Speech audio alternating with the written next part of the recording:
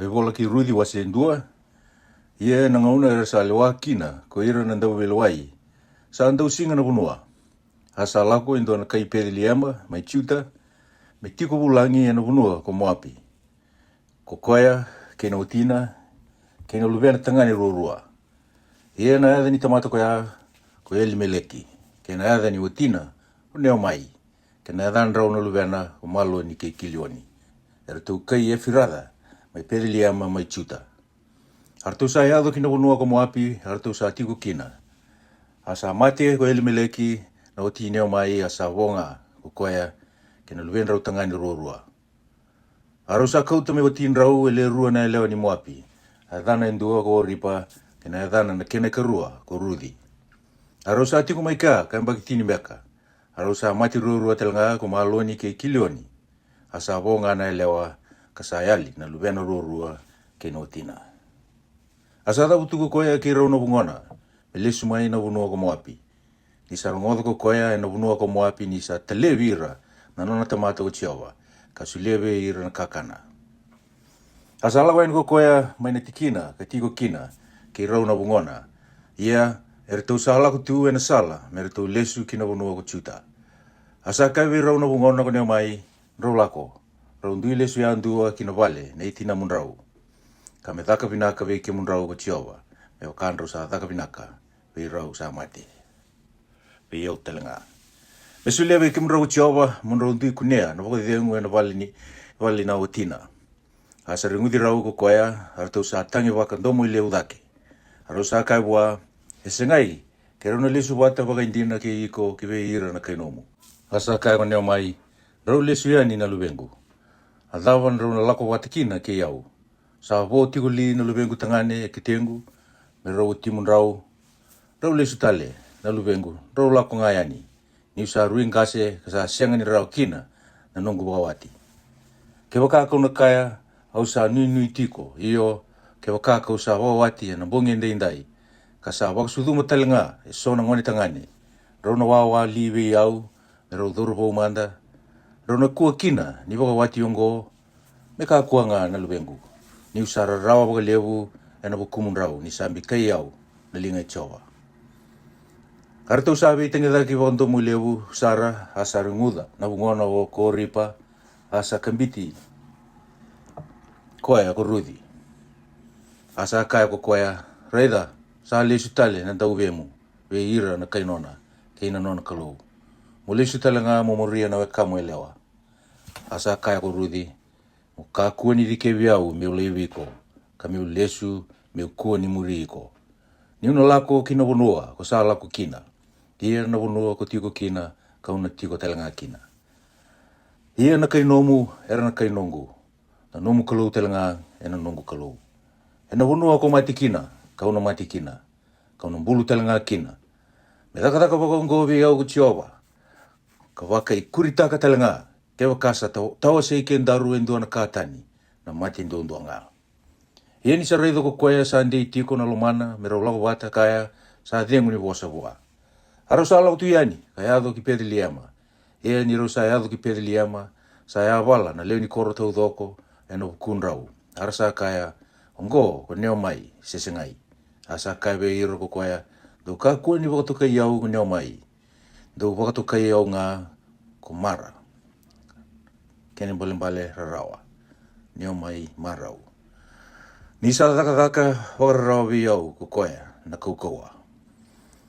Au wasi nei tu, ni walawaiani, ia kaua lala tu, ni sa wakalisu iau mai ko Chiawa.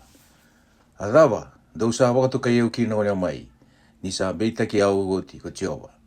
Asa wakararawa te ki au oti, ko koia na kaukaua. Asa lesu ngā ko neo mai, ka sa lesu watakaya ko rudi, na lewa ni moapi, na bungona. Mai na bunua ko moapi, haru sa eadu ki pere leama, ni sa anga ia, na tamusuki parile. Pase rua, asa andua na weka ina wati neo mai, sa matangali wata ke Elimeleki. Ata mata wuti ni au sara, na e dhana ko puasa. Asa kaiwe neo mai ko rudi, na leo ni moapi, me ulako manda kina were, me utomitomika na sola ni sila, ni kausa muria endua salomani au. Asa kaiwe wako koea, molako ngā na lubengu.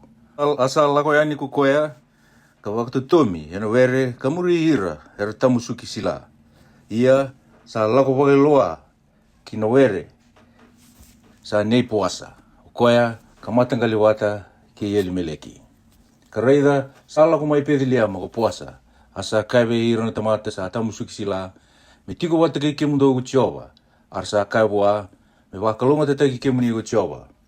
Asa kai ko puasa buana nona tamata sa lesi me wakareidi ira era tamusuki sila. Ko dhimbe aka na elewango. Asa vosa na tamata sa lesi me wakareidi ira era tamusuki sila kakaya.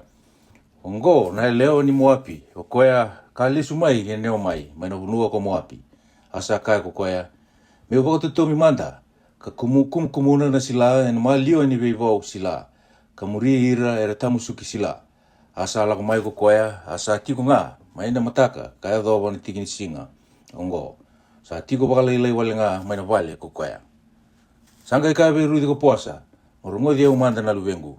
Mukakuni laki tomi-tomika na sila e na were tani. Ia mukakuni lako tani eke. Mutiko-tiko ngai ke ira na nongu ngone lewa. Morai de tiko na were, era sa tamusuki sila, kina, kamuri ira tiko. Au sa sianga li ni voro ti ira na dorubou, mera kakua ni taraiko. Ia niko sa via ngunu, molaki ngunu mai na sanga. Mai na ka era sa takiwa na dorubou. Asa dhuba e matana ko koea, a dhuba baka kinangele, asa kaiwa. E na huku ni dhawa, kausa kuni lolo makina e matamuni, muni na numi au kina, ni usa e lewa ni vonua tani. Asa wosa ko puasa kakaya, wa sa tukuni wakabinaga yau na kakethenga ko sa takawa wana nguomu ni sa mati na otimu kaniko sa mbiuta na tamamu keina tinamu keina vonua ko asudu kina ia ko sa lako mai ira na tamata ko asianga ni kile ira eliu me sa umna no mudagaga ko Jehova ia me pakai dori sara na kemu isau mai ve Jehova na kalou ni Israeli o koya ko sa mai wakararawi e ruku ni tambana sanga ika ko koya me kuni lolo mamanda i matamuni na nongu turanga, ni kemuni sa wakadingo yau. Ka wasa wakai lolo mavi yau na nomuni wanda. Ia kau sa sianga ni tautou wata kena ndora nomuni wanda. Asa kai waka puasa. E na ngauna sa ia kina na kana, mo tormai ki ke. Ka kania so na kakana, ka tokoda na kemu e na waiwiwi. Asa tiko wata ko koea ke ira era tamusuka na sila. Asa sulia wa ko koea na sila tau. Asa kania ko koea asa mamau ka wakatauna. Ia ni sa tuda ke ko koea me wakatutomi. Sa wakarotira na nona dorobo ko puasa kakaya. Me wakatutomi ko koea e na maliwa ni veivau sila. Kandau kakua ni wakatatambuya. Ia mundu huta talenga e so. Mai na veivau sila ka wakalutuma me tumika ko koea. Ia andau kakua ni vunauda.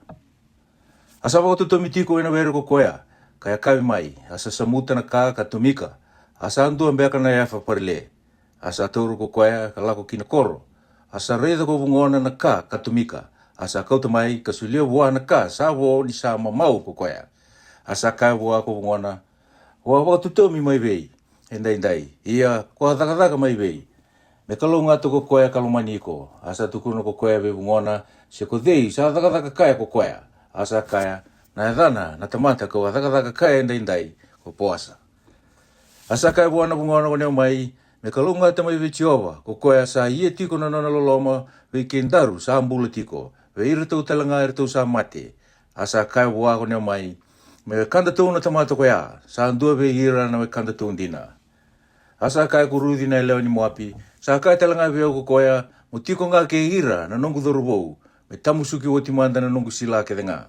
Asa kai rudi na bungona ko mai. Sabi naka na luwengu. Mundo ulako wata ke ira na nona elewa. Kamera kakua ni tawa kiko e na were tani.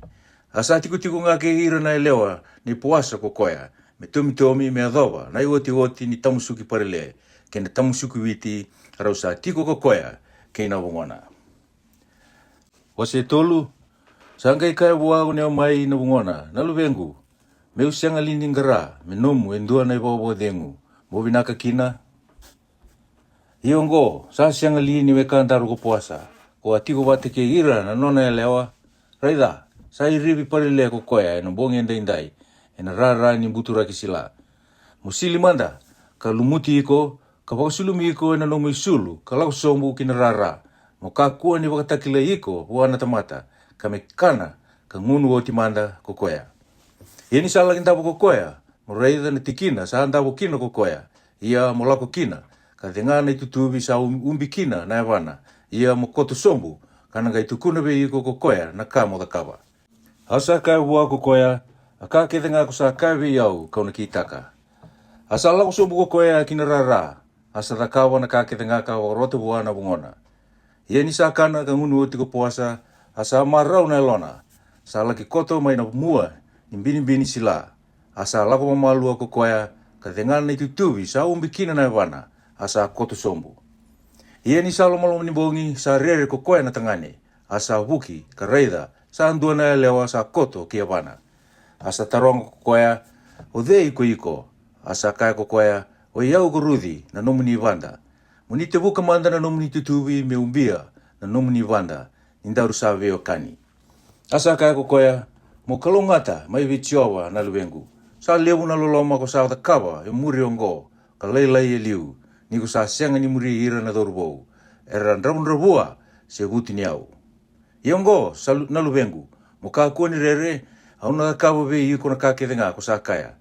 Ni ira sa kila ko ira kedenga na kai nongu mai na koro ni ko sa lewa ya donu. Sa ndina nga ni usa we kamundina.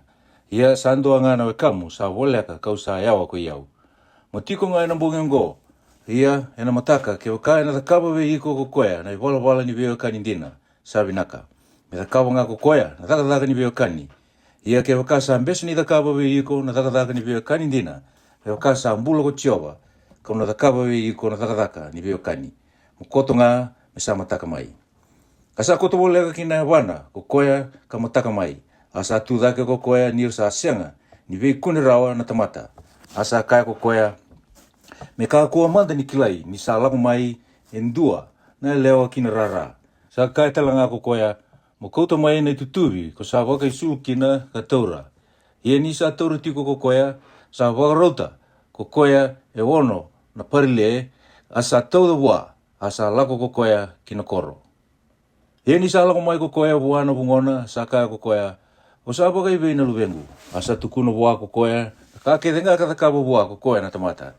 Asa kaya talanga kokoya sa sulia mai vi au kokoya na iwakarau parile ongo e ono. Ni sa kaya vi au mukaku ni le sulala buana bungomu. Asa kaya kokoya muwawa na luwengu. Mukila manda se na waka iwei na iwoti ni kaongo. Ni na senga ni waka dhengu na tamata. Sa na waka utia manda na kaongo indai. Wasewa sa laku daka ko puasa kina mata ni koro asa tiu sombu mai kia. Ka reida sa laku boli na wekana ko puasa kina ko puasa asa kaya kokoya ye ko iko mungole mai mo mai tiko eke. Asa ngole mai kokoya ka tiu sombu asa ka divira mai kokoya le tini nangase na koro koya ka kaya do mai tiko sombu eke. Artau sa tiko sombu asa kaya kokoya buana wekana dina ko neo mai kokoya ka lesu mai na bunua ko moapi. Sabia boli taka endua na tiki ni bunua ka ne yeli meleki na wekandaru. Ia ka wakaya me utukuna be iko mo lia e matandra na leo ni koro ke no matandra ngasi ni kainongu. Te wakako be bulia mo bulia nga ia ke wakako sa senga be bulia mo tukuna mai be yau me ukila. Ni sa senga indo tal me bulia ko iko nga.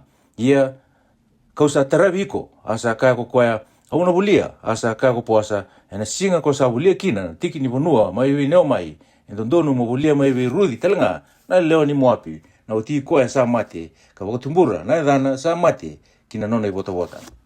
Asa kaya ko koe na wekana, au sa senga ni wulia rawa me nongu, deu sa wakatadana na nongu i wota. Ma wulia nga ko iko, na kasa ndondonu me wulia, deu sa senga ni wulia rawa. Ia sa anda waka ongo, na kene wala i liu e Israeli, ni sa ia na vei woli, kene vei sau. Pe wakataunde i taka, na kakere nga sa lubata, na nona i wawa na tamata, ka sulia bua na kainona. Iongo, sa kene wakandinindina ve ira na Israeli. Asa ka kina ve puasa ko koe na wakana, mawulia me nomu, asa nga luwata na nona i wawa. Asa ka ko puasa ve ira na ngasi ke ira ke na tamata. Dau sa kila indai ni kau sa wulia mai ve neo mai na ka ke nga, ka ne yeli meleki. Ke na ka ke nga, ka ne kilioni ke maloni. Ia kurudi talanga na leo ni moapi, na uti maloni. Kau sa wulia me watingu. Me wakatumbura na edana sa mate kina nona i wota. ka me kakuni ali, na adha ni matewe ira na wekana, ke ina mata ni koro ni naona tikina, dausa kene wandi nindina, ina singongo. Arsanga ika ko ira na tamata ke tanga katiko, mai na mata ni koro, ke ira na ngase, ke ima misa kene wandi nindina. Pele wako chiowa, na leo ngo sa lako mai, kina nomu wale me tautu wata ki Richeli, ka tautu wata ki Lia, wai raua tarana wale Israeli, ia me kata lei na nona takataka, mai efirada, ka me rongo na edhamu e pedeliama. Ia na nomu wale me waka na wale Feresi, o koia ka wakasudumu ko tema vei chiuta, ka me waka kina na kawa, e na sulia vei iko ko chiowa mai wa na leo ngo. Asa kau turudi ko puasa me otina, asa duru wa ko koia, asa sulia wa ko chiowa me kune, asa wakasudumu ai ndona lubena tangane. Arsa kai neo mai ko ira na lewa. Me waka pina kataki ko chiowa, o koia sa senga ni beauty iko me senga na wekamu, e na singa indai. Ia e na rongo na edhana e Israeli. Ia e na nomu i waka demu ko koia. Kana waka ni iko sa sika mai. Ni sa wakasudumi ko koia na bungomu, o koia kalomani iko ka sa yanga dhake vei iko ka yanga wakaleilai ke le vitu na lubea mutangane. Asa kau tangongone ko nea mai karungota kina lo masirena ka sa susungi koia. Asa wakadani koia ko ira na elewa era kainona ka kaya sa sudu indona ngone tangane vei nea mai. Arsa wakatokana edhana ko opeti. O koia na tamai chese na tamai tevita. Yongo na itabatamata ni Feresi sa sudu ko Esironi na luvei Feresi, asa sudu ko Rami na luvei Esironi, sa sudu ko Aminatapi na luvei Rami, asa sudu ko Nasoni na luvei Aminatapi, asa sudu ko Salimoni na luvei Nasoni, asa sudu ko Poasa na luvei Salimoni, asa sudu ko Opeti na luvei Poasa, asa sudu ko Chese na luvei Opeti, asa sudu ko Tevita na luvei Chese. Aloha.